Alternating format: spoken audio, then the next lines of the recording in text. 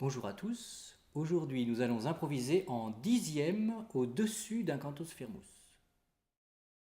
Pour cela nous avons choisi le psaume Ô notre Dieu, tiré du recueil publié en vers François à Genève en 1562. Le texte est de Clément Marot. Romain chantera le cantus firmus à la basse. Lise chantera un soprano en dixième au-dessus de la basse et Barnabé improvisera un alto entre ces deux voix.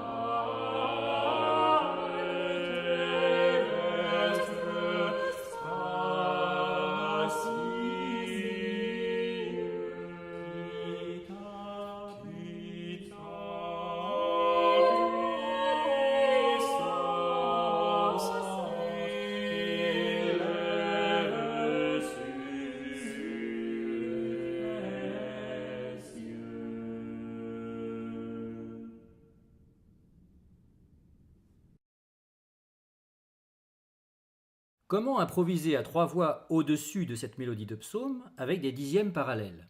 Nous avons tout d'abord choisi de chanter ce cantus firmus à une hauteur qui convienne aux tessitures et au rôle de chacun d'entre nous. Nous chantons donc ici une tierce majeure en dessous du diapason dit habituel, celui qui place le La à 440 Hz. Ensuite, nous avons donné deux temps à chaque ronde, ce qu'indique à la Renaissance le signe C.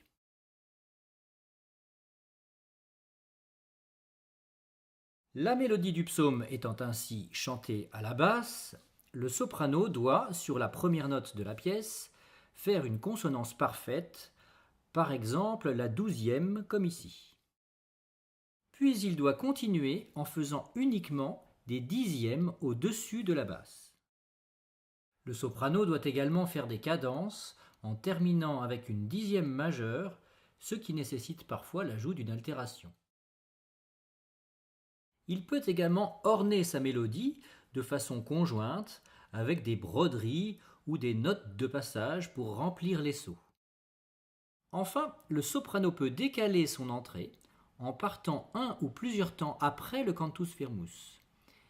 Il peut alors commencer directement avec une dixième et il adaptera la prosodie à sa mélodie. Écoutons à nouveau nos improvisateurs et observons le soprano sans tenir compte de l'alto.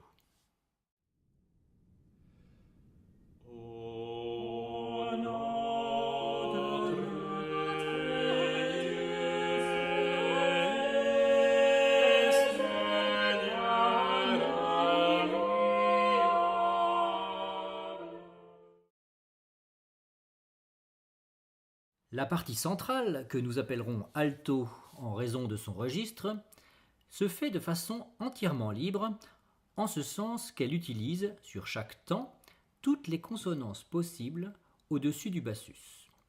En effet, la dixième s'accompagne très bien de la tierce, mais aussi de la quinte, de la sixte et de l'octave. On peut même l'accompagner occasionnellement de l'unisson, mais aussi de la tierce en dessous du bassus. En passant d'une note à l'autre, l'alto devra prendre soin d'éviter les mouvements parallèles, en procédant le plus souvent par mouvement contraire avec la basse, ou bien en tenant une note. Pour faire la cadence, l'alto pourra, quand la basse procède par mouvement conjoint descendant appelé cadence de ténor, utiliser l'un des deux enchaînements suivants. Soit arriver à l'octave en venant de la sixte majeure, éventuellement précédée de la septième, soit arriver sur la quinte en venant de la tierce, ce qui marque la cadence plus légèrement. Enfin, l'alto n'hésitera pas à orner délicatement sa mélodie avec des notes de passage et des broderies. Observons ces éléments dans l'extrait suivant.